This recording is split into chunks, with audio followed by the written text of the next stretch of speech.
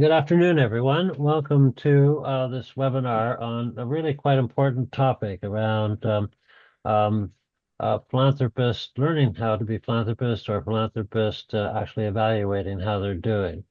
We have a really great panel, so I think I'll just go really quickly into that and introduce George King, who's the chair of this. And he is a wealth ma manager from Maseko. He's also one of our board members.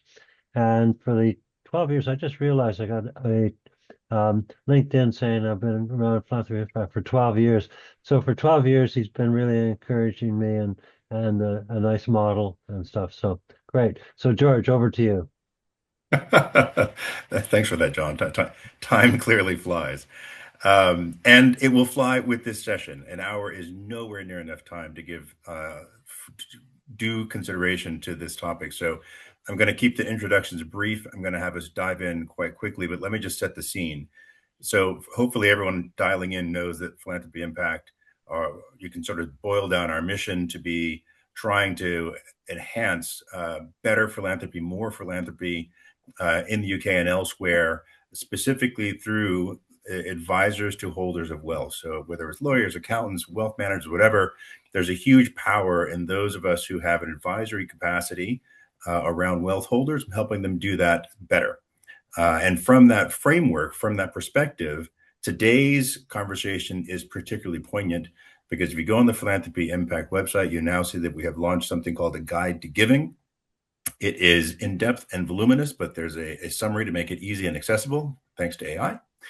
And it's helpful both from an advisor's perspective and from a philanthropist or donor's perspective. So, first of all, if you haven't seen it, you should go check it out. But today's session hopefully will help give you an intro into the topic, into the concept, why it's important, how to think about it, et cetera. And we have at your disposal today an incredibly broad array of very talented and knowledgeable people to help bring this to life from the perspective of philanthropy, from the perspective of working with professional advisors and professional advisors specifically. So we've got the whole array here.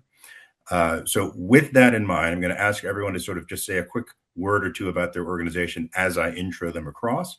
But the key theme for today, if you sort of look at the headline, is understanding philanthropy in a structured, considered, strategic way, specifically making sure that you have some type of framework around philanthropy, whether you are advising and having an advisory framework or you are a donor yourself, and what it means to do that in a thoughtful, constructive, strategic way, as opposed to something sort of more ad hoc. So that's the through line for the day. And I'm going to ask Joe to kick us off from CAF, just give a quick background on the organizations to make sure everyone knows that CAF is a big player in the space. And then just start off with sort of an intro comment around the importance of having a framework for philanthropy. Joe? Great. Thank you, George, and thank you, Philanthropy Impact, for having me as well. So my name's Joe Crome. I work for CAF, or Charities Aid Foundation. We are a large charity based in the UK. We have offices in the US and Canada, and we do lots of things in the sector, but the biggest piece of our pie, I guess, is running donor advised funds for mainly high net worth individuals, both in the UK and the US. And the piece that I run for CAF is the dual qualified American donor fund for people who pay tax in both countries. Um, would you like me to go on now, George, and say a bit about why the guide is useful? Yeah, go, just keep the mic, and then we'll rotate to Joanne after you. Yeah, absolutely. So I think for me, the thing that I found, I've been working in the philanthropic and charitable sector for 20 years. And I think the biggest thing that I find with starting the journey as a donor, as a philanthropist, is people just not doing it. And that could be for lots of reasons, but primarily I find that people are overwhelmed, they're busy, they don't want to get it wrong, they're not sure which charities to trust. They're often overwhelmed with requests from friends or colleagues or other sources, particularly if you're a well-known person, if you're wealthy, if you run a business. And I think inertia is our enemy here when it comes to actually getting started. And so what I always advocate for, whether it's a guide like this, a written guide, or whether it's just writing down some key principles, is start to enjoy it and have fun. but it doesn't have to be that a guide or being thoughtful is complex. So I think this will probably be a theme throughout the session. Having a strategy or a tactic or a guide, it doesn't mean that everything that you donate to has to cause huge systemic change. But it means that you have some principles and a guide, and you narrow down to the extent that you should and you can to some key things that you want to fund through your lifetime as a philanthropist. That might be a particular cause area, or it might be that you decide local over global. Whatever it means to you, it's about being consistent and having some kind of plan. But what it definitely doesn't mean is that it's a bad thing to keep the lights on at the youth centre or to, you know, fund the food bank. It's not saying that causes that are quite straightforward in a way in terms of what they present are a bad thing, because they are not. It's about having a plan to help you navigate and be consistent with achieving your goals. So I'll stop there for now, but that's how I kind of come into this conversation. A good starting framework for that, Joe. I appreciate that, and I particularly appreciate the emphasis that it does not have to be complex, and it's not about something being better than something else, as opposed to being following your own principles and so forth. So that's a great starting salvo. Let's go to Joanna from the perspective of in the charity sector, and I'd love to, Joanna, first explain yourself and your organization, but also if you can both pick up on the main question of how it may or may not be important to have some type of framework in philanthropy, but specifically from your side, dealing with donors, to what extent you see a difference and what that difference in experience means to you on the receiving side. Great, thank you very much. It's wonderful to be here. I'm really thrilled. You've got an amazing cast list of people, which we were sent ahead of time, and I sort of wish we were in a real room where we could go around and say hello to everybody, but maybe we can pick up afterwards. My name's Joanna. I run a charity called Independent Age. So we are focused on tackling poverty in later life, and you probably know that there's a kind of prevailing narrative in this country that all older people are living their best lives, paid off their mortgage, and are going around the world on a cruise. And some of them, of course, are, and good luck to them because they've worked hard.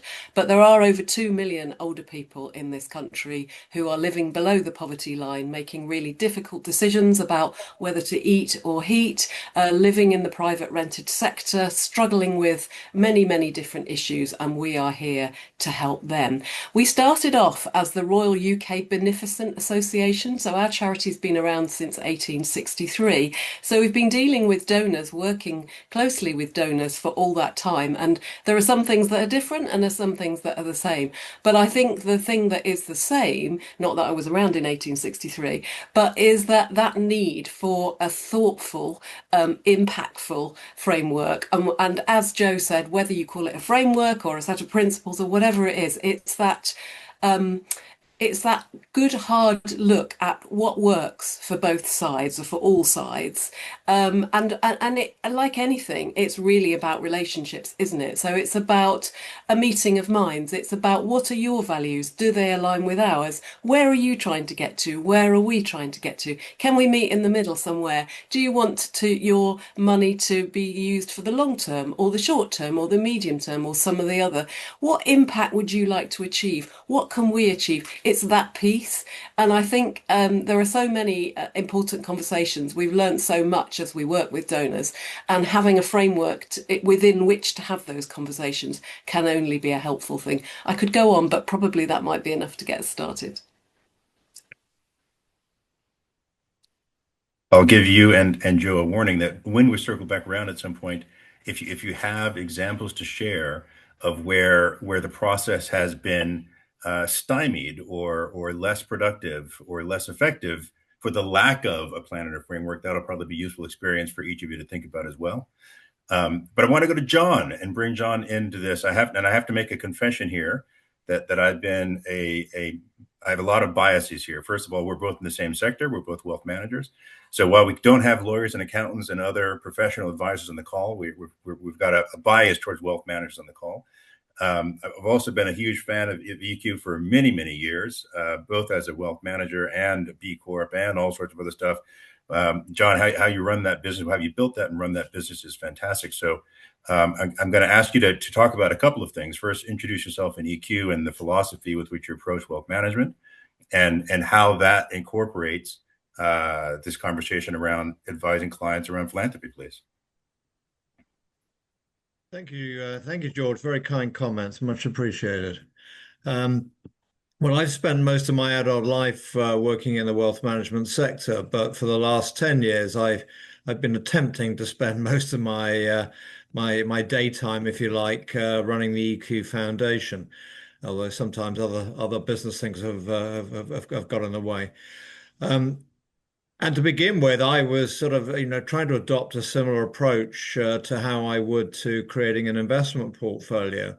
But I quickly came up across a number of stumbling blocks. And one was that if I wanted to look for charities myself, I found it impossible. I'd go to maybe the Charity Commission website and search for a theme that was important to me at that time, and I'd get a list of names that I'd never heard of before, and it, would really be a very, very cumbersome process to try and narrow that down.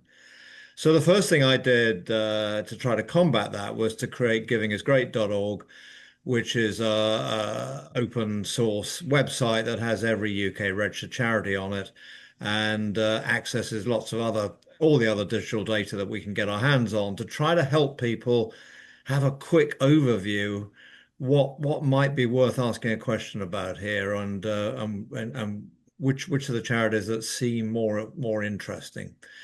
Um, and that sort of leads to what seems to me to be the number one underlying issue that is keeping the amount of giving from individuals in the UK way below what I think it should be.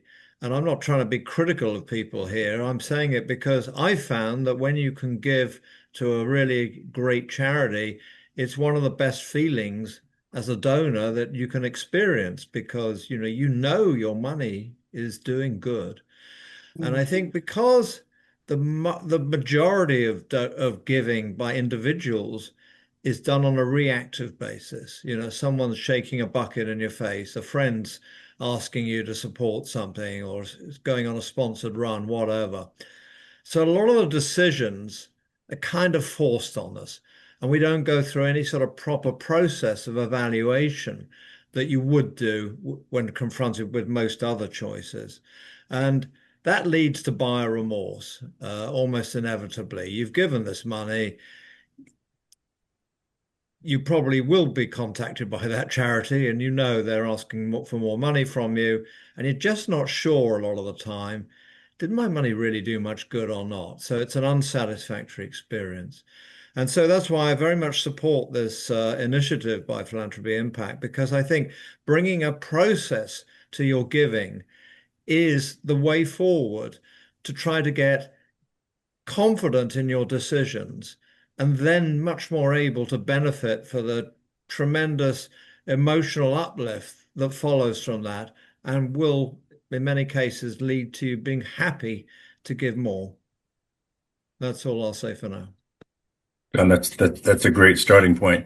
Before I take the mic away, can you say a little bit more about givingisgreat.org? I'm not sure everyone on the call is aware of it. It's a fantastic resource. You mentioned it at the outset, but maybe just say a little bit more about that. Sure, yes. So givingisgreat.org is is an open source website, and it has every UK, including Scottish and Northern Irish charities on there. We download the basic data from the Charity Commission and the other regulators, but we also link to 360 Giving, which to me. I mean, the ultimate indicator that we want from a charity is to see an impact report that demonstrates what they're really achieving. But we're well aware that it's quite rare that you can find a report that is genuinely independent and has the data you really want on it. So to me, the next best sign is if you've got a few of the top grant makers supporting a charity. Just as with an investment, if you've got some of the top investment managers holding the shares, it's telling you something. Hey, some other guys have looked at this and they're serious, they're professional. So if I'm interested in this cause area, this is worth looking at. So part of our scoring algorithm, it's very heavily influenced by the size of and recency of grants and the quality of the grant makers, because, let's face it, some of them are putting a lot more work into their decisions than others. Thank you for that, John. That's great. Thank you. And just a quick reminder, we're all friends here. And if one of you want to react or follow on to something someone else has said, please just do so. I think that's a richer conversation. So I don't want to artificially constrain us from collaborating with each other as the conversation unfolds. Joanna, maybe I can cycle back around to you and talk a little bit more about what good philanthropy looks like. There's been several of you have made a comment about how having a process, having a framework, having a plan results in lots of good benefits, more charitable donations, hopefully, as Joe and John were talking about. Don was just talking about having the confidence to give and so forth. So each of you have touched on some of these positive benefits of having this additional framework. As a recipient, maybe you can talk about, where do you see benefits in dealing with donors that are approaching it in some type of guided, structured, framework way, whether it's about multi-year or unrestricted or wherever else you might be seeing the benefits of this more thoughtful approach to philanthropy? Yeah, let me try and give you some examples. So, every donor is different, aren't they? Just as every charity is different, and that's as it should be. And no framework should constrain anybody from doing something they don't want to, and neither could it. So, I guess we start with that. But it just gives you a place to start, doesn't it? So it makes sure we're all on the same page, that we are thinking about the same things, and then looking at whether we are on the same page on, say, impact, on long term, short term, on restricted, unrestricted, or whatever it is. I guess where it works really well is where donors are really thoughtful about impact and as clear as they can be about what they want to achieve, but also curious about what we could achieve together. So I'll give you a couple of examples and maybe pick up your point about where things get stymied. So if I do that one first, which is where things go wrong, I think that's often where donors are too prescriptive about the impact that they want to see. There may be some good reason why you can't achieve that impact. And I always say to my team, we just got to be completely honest about that, just as we expect donors to be honest with us. We'll have a much better conversation if we are. So I can think of an example, which was a corporate foundation where they wanted a particular set of impacts that we weren't able to deliver, partly because older people, the people we serve, often are wary about giving their personal information. They're wary about scams, and for a variety of reasons we couldn't do that. So that partnership didn't work out, and hopefully they found a charity that could do that for them, and that would be all good. But if I give you the counter example, we had a donor who, rather than saying we need to achieve this impact, this many numbers, whatever, said to us, what have you learned from the projects you've done so far in order to help us work out what we'd like to fund?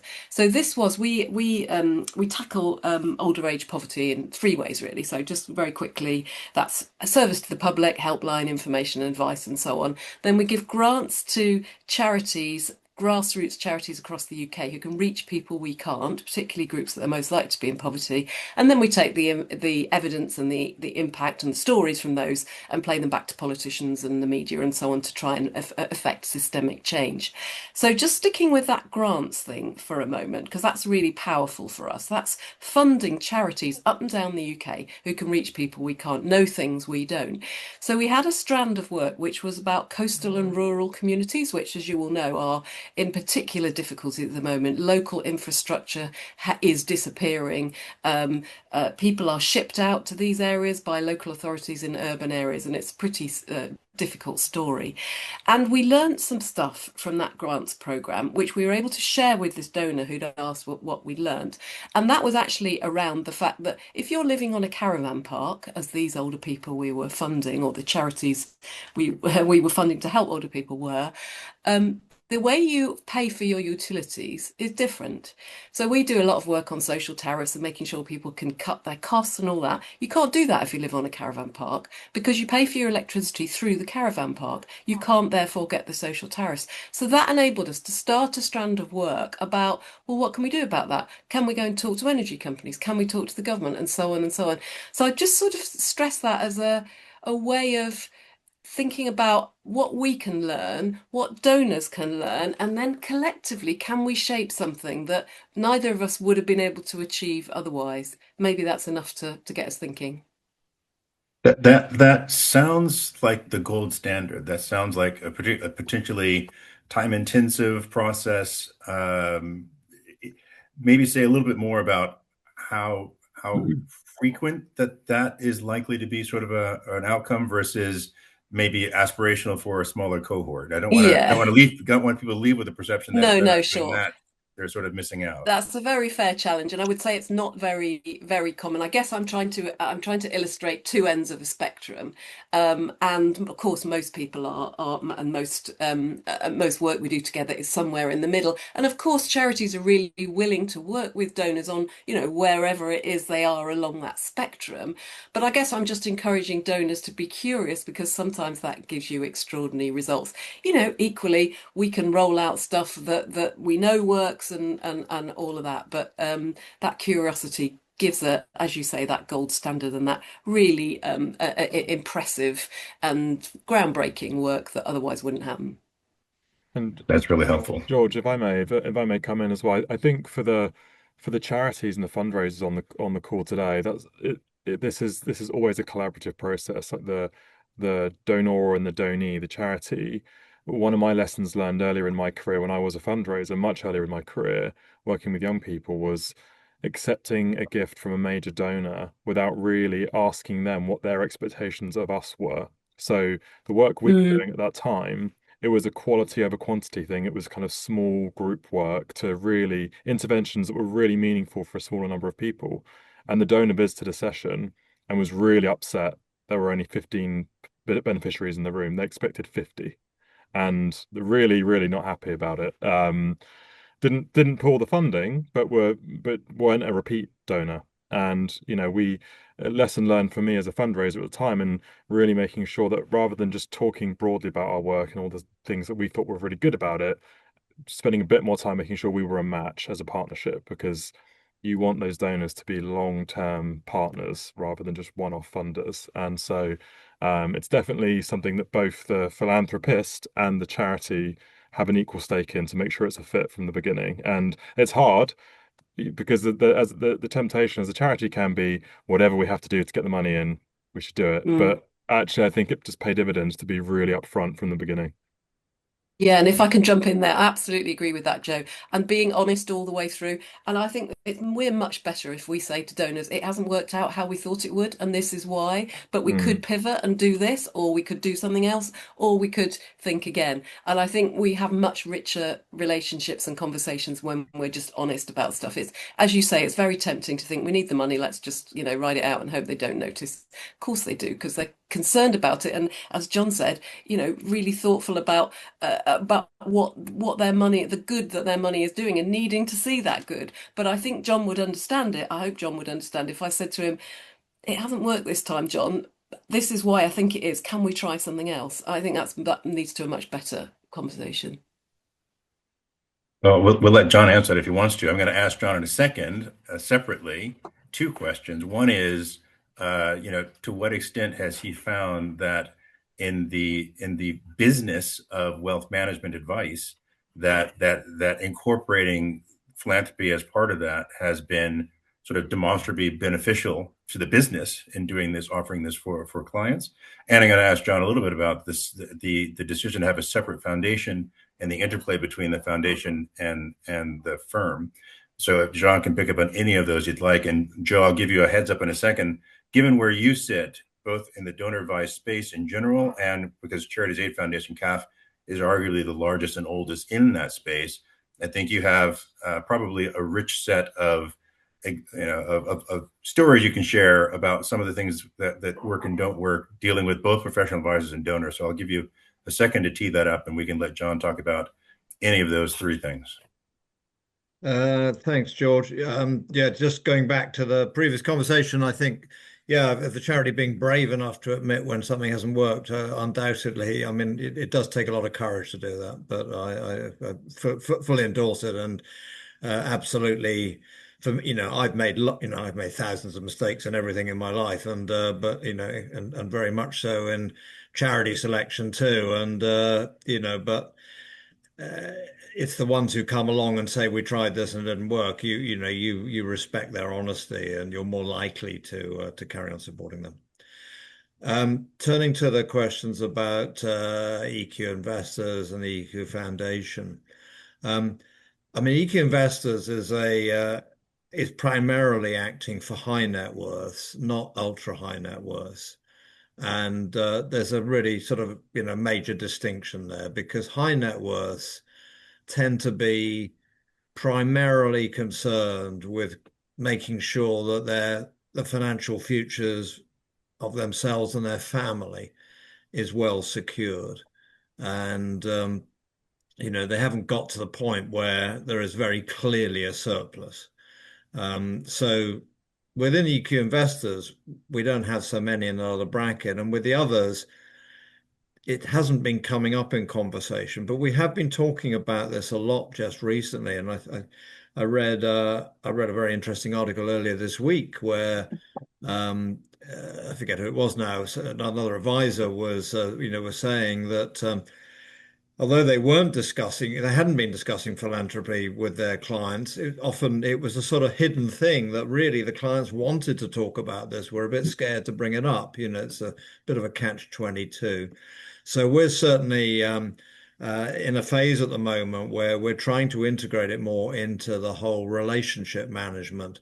That at the very least, our advisor understands what the objectives of each client are towards philanthropy. And if we can help at all, then we'll be delighted to do that. And I set the EQ Foundation up as being obviously as a separate organization, because I wanted it to be a registered charity. And I think that's worked well. I mean, I think when I look in the wealth management space, and I've recently read the book called Impact Banker that Alexander Hall wrote about his experience as chief executive of Hall's Bank. And Hall's Bank is sort of basically, I think, controlled by the Golden Bottle Trust, which I think now has become called something else, a charity that does a lot of fantastic work. And I think trying to get the whole thing integrated within the business, so where you're incentivizing your own staff and your clients to give. We've had a match giving scheme where if a client wants to support something, then we'll match their donations up to a certain level, and clearly do the same thing for staff. We have a fairly active volunteering program. So all of this is part of kind of the culture you're trying to create when you have a B corporation, and I think all of that works well. But going back to what the real subject of today, which is around, improving your giving. As I say, I think that's it's a slightly different situation where, it's trying to get to the people who've clearly got the surplus wealth. There's a lot of that going on with intergenerational transfers at the moment, and trying to, as fast as possible, sort of give people the chance to learn more about something that they've had, it's not taught at schools or anywhere else, how to become a good philanthropist. Sorry, a bit random there. No, that's really helpful. I'm coming to you, Joe, in a second still, but just to stay on this for a second, I think it's quite important, John, that you mentioned that your focus is high net worth, not ultra high net worth. I think this topic often gets conflated with ultra high net worth and massive giving and so forth. And while that's important, it's an important part of philanthropy and the donor ecosystem. There's a much bigger swathe of people that are just sort of moderately wealthy, if you will, and still either want to be or can be philanthropically inclined or doing that better. So I'm very glad you highlighted that. And I guess the question, putting you slightly on the spot, because I don't expect that you have memorized the entire guide to giving at its launch. But do you think that there is some potential usefulness for what you're doing, trying to inculcate this into your advisor community in a more systemic way, to having access to something like this guide? Yeah, yeah, absolutely. Because I think the more that we can get people to have confidence in their giving, they're then going to start to to feel good about their giving, and that's going to deepen our relationship with them. They're going to appreciate the fact that we've helped them to get there. So I think getting together tools like the Guide to Giving are a very important part of the process. Perfect. Thank you for that. Uh, all elements of that, John. That was very helpful. Joe, let's come to your perspective, sitting straddling so many relationships with professional advisors, so many donor engagements, so much distribution, maybe really strategically, maybe not so much. So let me come back to you, given where you sit. Yeah. So m most of my day job is spent either working with our clients, the donors themselves, who we support, or working with private wealth professionals who tend to be the referrers and introducers for our clients. And we spend a lot of time trying to upskill and support those private client professionals to help them understand their role and what they can do. Um, I was at a tax firm this morning giving a training session, but I think we maybe put too much pressure on the private client industry in the sense that we can't and shouldn't expect them to be philanthropy guidebooks on their own. They're professionals in their own specialisms, whether it's accountancy, wealth management, estate planning, etc. They shouldn't and can't know everything about philanthropy, but they should have the ability to signpost, to start the conversation, and also talk around some of the pieces that are most relevant to their profession. So the guide, the Guide to Giving, talks about structures. So that's something an advisor can help with. John made the choice initially to have a foundation, but a professional can talk through, should you create a foundation? Should you create a donor advised fund? Is there another type of structure you can benefit from? Um, Tax efficiency is not the reason that really anyone starts their giving journey, but if your gift is as tax optimized as possible, you may well end up giving more to charity, which is a good thing. So it's the guide actually talks through things like tax effectiveness and structures and donor advised funds, or should you work with a community foundation if you're giving locally, and all the benefits of that. So I think what we do know is that from the research we've run in the past year at CAF is that high net worth and ultra high net worth giving is about £8 billion a year just for that segment. And we just released our research, our UK Giving Report on Monday, not meaning to plug our report on this webinar, but it showed a drop in giving in the UK of about 1 billion, and that's typically from the lower value, high volume donations. So charities are swimming in a smaller pond of major donors, and I feel some responsibility, and I'm sure you do, George, as well, in trying to make the pie bigger by raising awareness of some of these opportunities and structures, and the guide touches on that. And so great that we can have something to send to advisors and say, look, you don't have to know everything, but now you've got something. So let's start with this.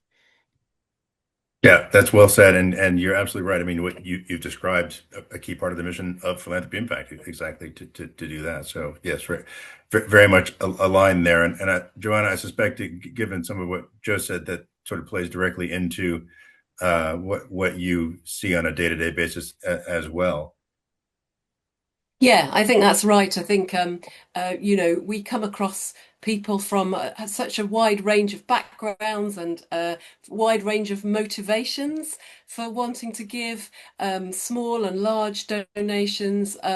So interesting. We had actually a young woman in our office the other day who has a personal connection to what we do, and actually most of our donors are older, as it happens. Perhaps that's not surprising given what we do, but that is so powerful. And we're now talking to her about.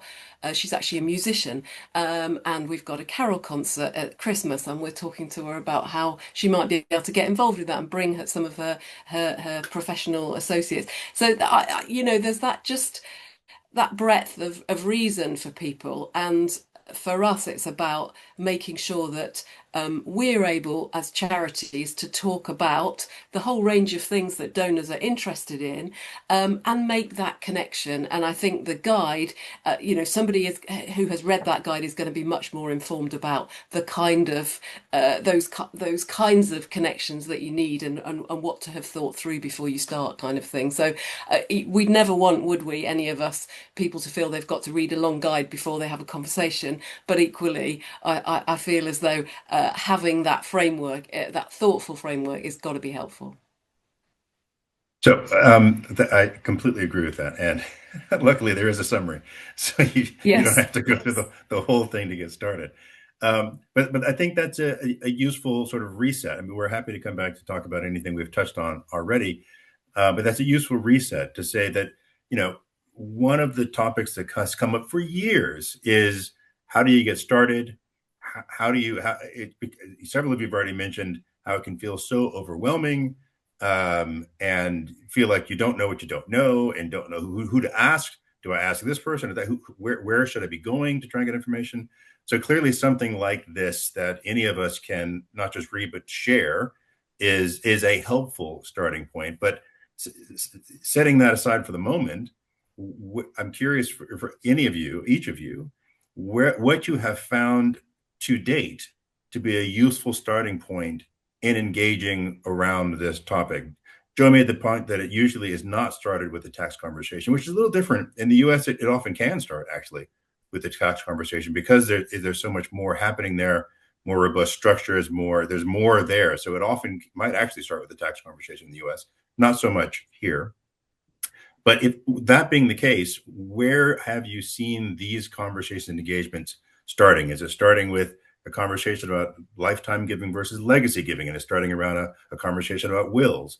Is it starting in a conversation around gifting strategies to kids and so forth, and that opens up a broader conversation about other types of gifting? Or you see it as I think Joe might have said it, I don't remember who said this now, and John, I think it was you that said it, in terms of it's driven by the ask. So it's a pull rather than a push. It's not sort of, I want to do this, it's I'm being asked to do this, whether it's sponsor a table or whatever it might be, and so forth. I'm curious where you each have been seeing the early engagement starting around these conversations, because ultimately it's from there that you have to then try and build some type of thoughtful framework, some type of plan from something.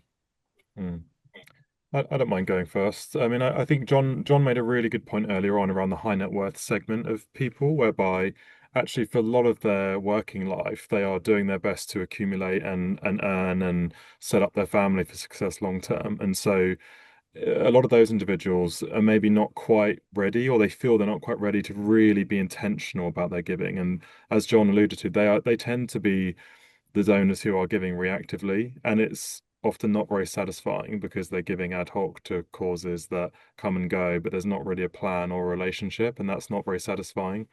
I think where the conversations often start more meaningfully from a proactive basis, George, is where I think it often is around estate planning. People write a will, they think about, okay, actually, there are some benefits to leaving money to charity. It's also a really nice thing for our legacy. And actually, someone the other day said to me, I want to give with warm hands, which was, I want to give in my lifetime. I want to see the benefits. And I've never used that phrase before. And I'm thinking about whether I'll start to copy that or not. But I liked it. They want to see, they want to enjoy the fun of giving and the rewards of giving now. So I think often that those are the things that start the conversation. But I think that's when they then have to try and figure out their own. And we haven't really talked about different types of frameworks, but that's where you need to figure out, how complex do you want this to be? Do you want to set up as a family a whole strategy, like a whole theory of change, which, with a theory of change, you start from the end point and you work backwards. So you start with, this is the outcome we want, and then you go backwards. These are all the outputs we would need to touch on to get to that outcome. I had a family I worked with a number of years ago who they just retired. They had about £2 million to put into a fund, and they actually created a fund with a community foundation because they thought, oh, £2 million is we're really lucky to have that much money to give away. That's amazing, but we're overwhelmed with the idea that we could actually create change with £2 million because there's so much going on in the world. And how can you truly objectively say that it's better to give globally to developing countries than to give locally. Like, how can you really quantify that and feel satisfied with that? And so in the end, what they decided was we're just going to have to pick, and we're going to pick local. So we're going to pick local organizations. And for a while, they sort of gave to lots of different organizations to see what felt good and where they could connect and where they could almost help support the charities.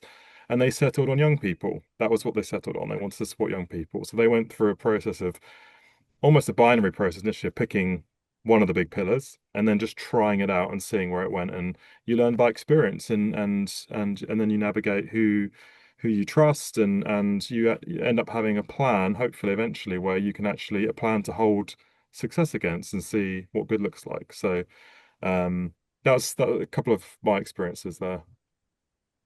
Yeah, helpful, Joe. I appreciate that. John, it looked like you were about to say something. Sorry.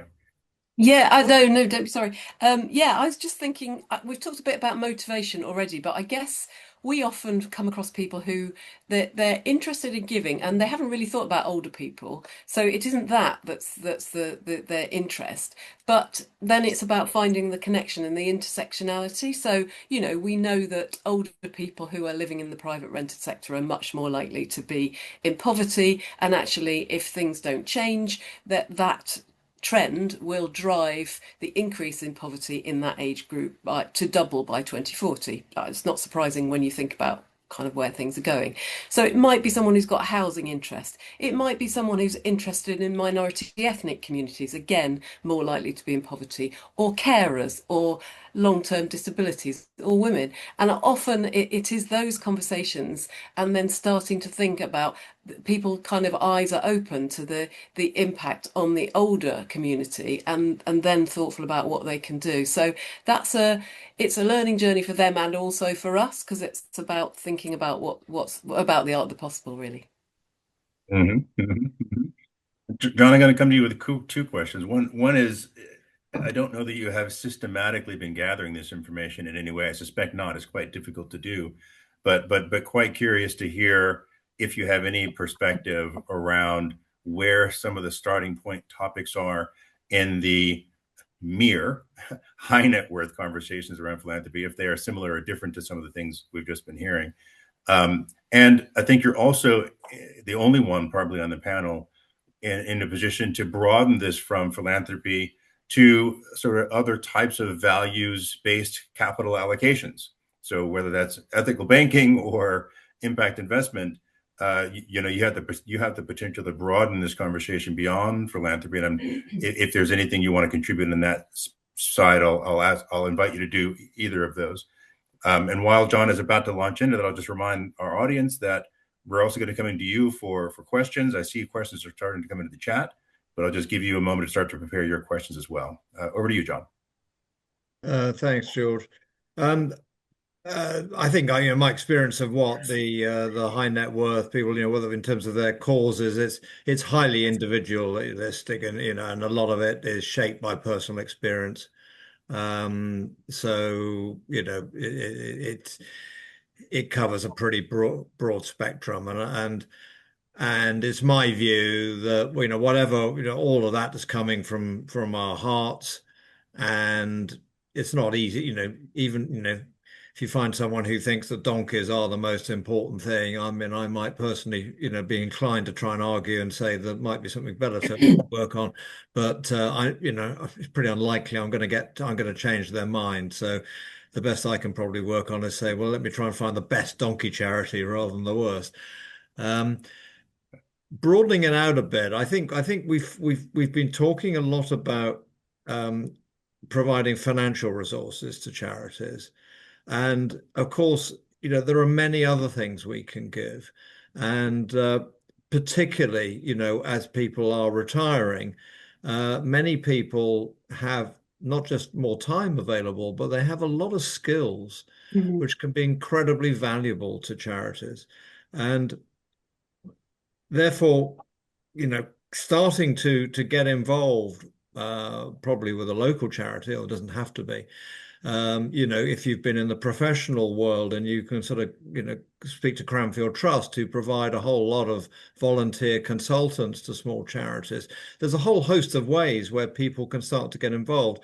And talking to other people and learning more about the causes is always going to get you more attached to it and more inclined to give more of whatever it is that you have available.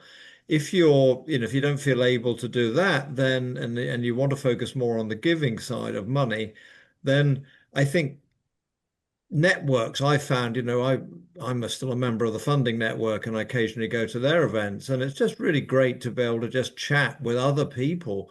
And because none of us know everything, but not even close to knowing everything. So, just being able to pick up stuff, I've always come away from those events with a whole host of great new ideas and people that I can contact in the future and say, what do you think about this? So I think all of what we're trying to do here is to build a community of givers who are uh, supporting each other and reinforcing each other. And that's really to me what it can all be like. And unfortunately, very rarely is that the case. That's why we've got to bring all these extra tools around and get talking to people to make sure they're aware of where they can find them. That's fantastic, John. Thank you. I You talked about community of givers and networks and collaborations and so forth. That might be an opportune time to pick up one of the questions that happens to be in the chat that relates to that, which is intriguing. It's not exactly on point with the conversation today, but it has some relevance since we're talking about frameworks for giving and thoughtful giving and so forth.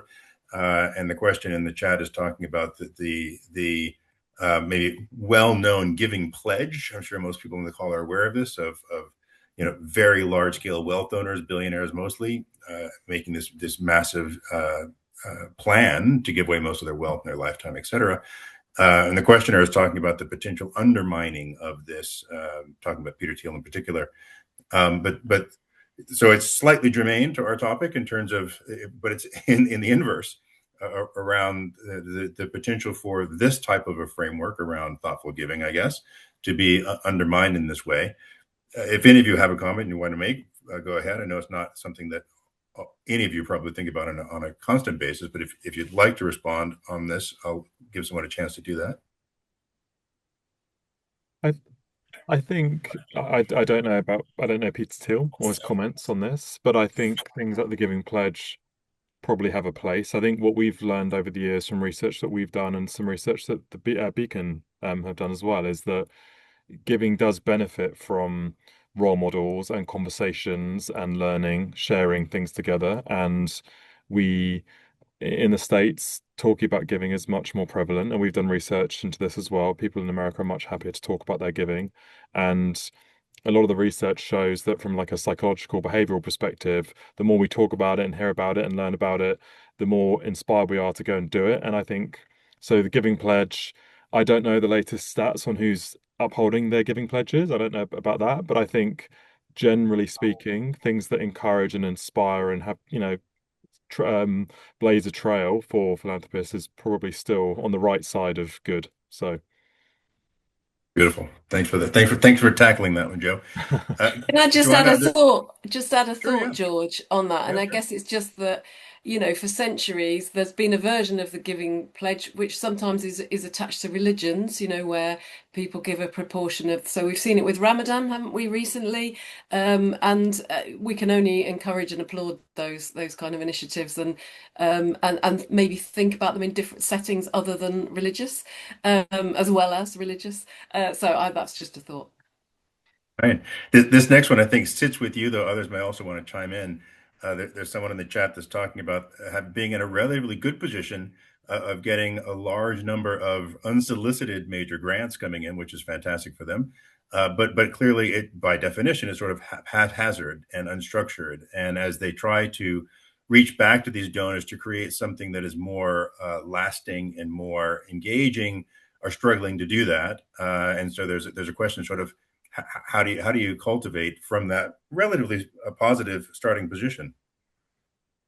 Yeah, it's a good question, and there's always different lenses to look through as you think about the approaches that you have. And of course, there's a very practical, pragmatic one, which is, can you make it work? And if you can't, you should say so.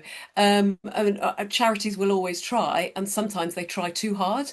And I think that's, that's just worth us bearing in mind. And sometimes the financial pressures on charities lead them to do that, and it's probably not a great place to be, but we should acknowledge it. So again, I think we're back to being honest about what can work and what can't, and making suggestions for other things that might work if we think that that one might not. We're doing some work on impact at the moment, as so many charities are, and trying to get beyond that.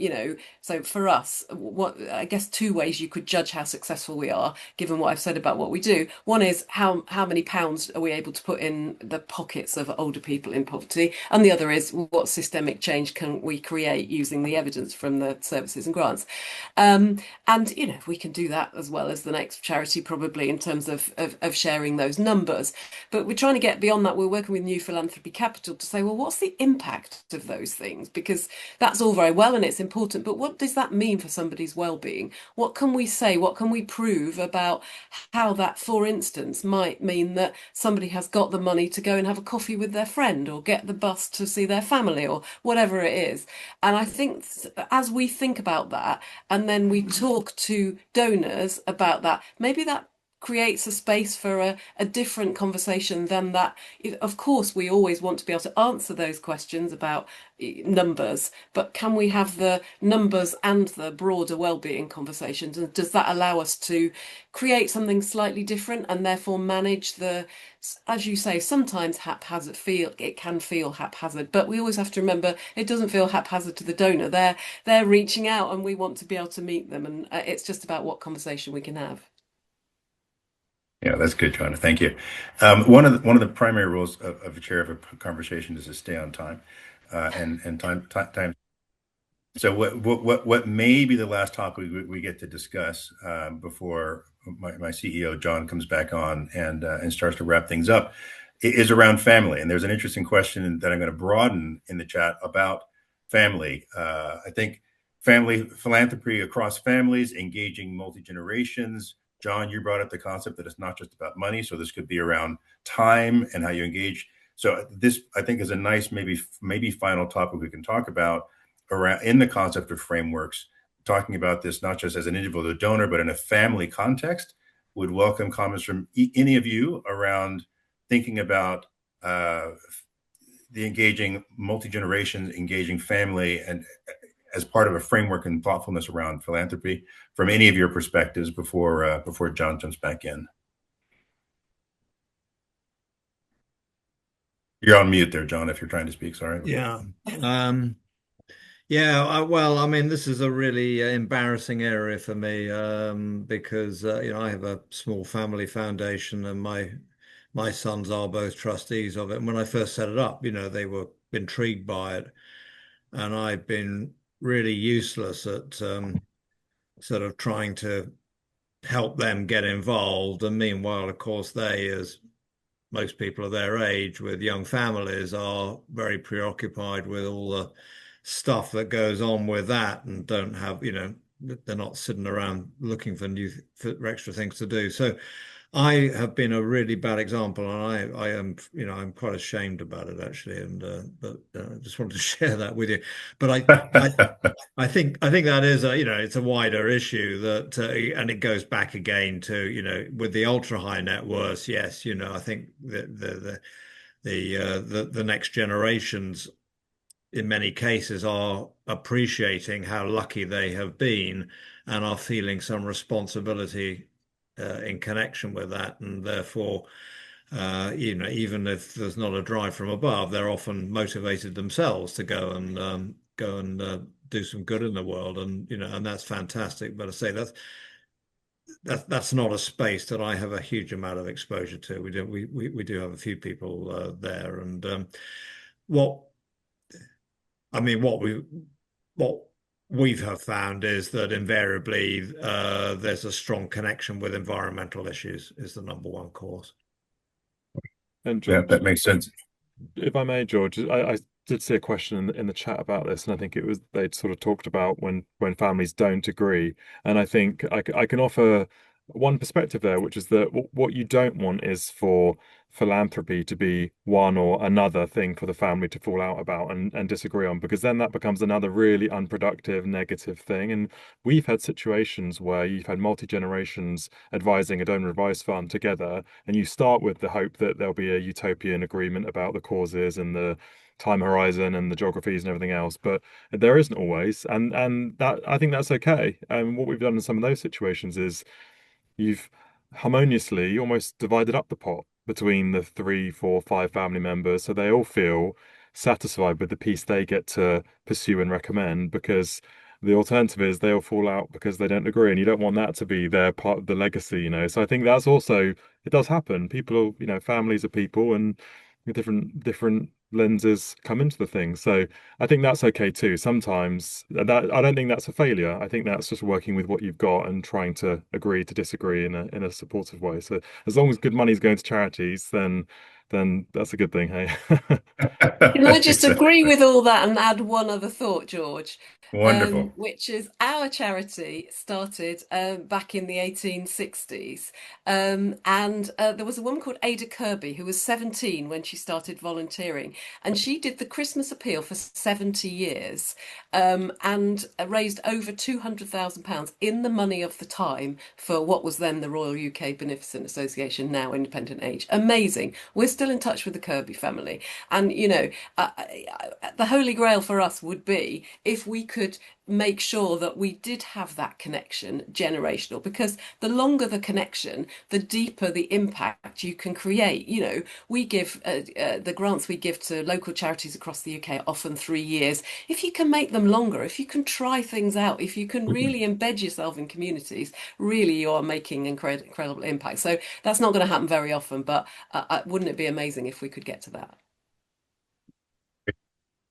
More in a sort of moderator role. I'll put on a panelist hat for a second, though that's not actually my role this time, and just say that from a well, John gave a very personal perspective. I'll give sort of a generic wealth manager perspective. I find that there's a natural flow that if you start a framework conversation around the primary wealth holders, the parents usually, that may not be day one that you start talking about the kids and their roles and so forth, but it's a natural evolution as you start to go from how much is push, how much is pull, what are your priorities, how much is giving in lifetime, how much is giving in a will. As you start to go through and structure and structure and structure, a natural flow at some point is, what about the kids?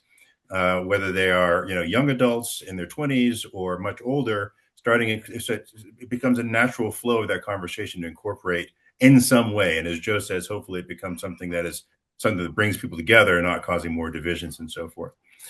So I'll make that single contribution as if I was a panelist today. And I think we should probably make one quick declaration. John, you brought up Horace Bank and Golden Bottle and so forth, and we should mention that Rennie Hoare is our chair, and we have had wonderful association with him in the past. So just make sure we have that disclosure out since you brought them up before. And we'll hand the mic back to our CEO, John. Oh, that was absolutely brilliant and inspiring. Thank you. Unbelievable. What I would like to ask each one of you, starting with Joanna, 30 seconds, final words of wisdom for people to take away.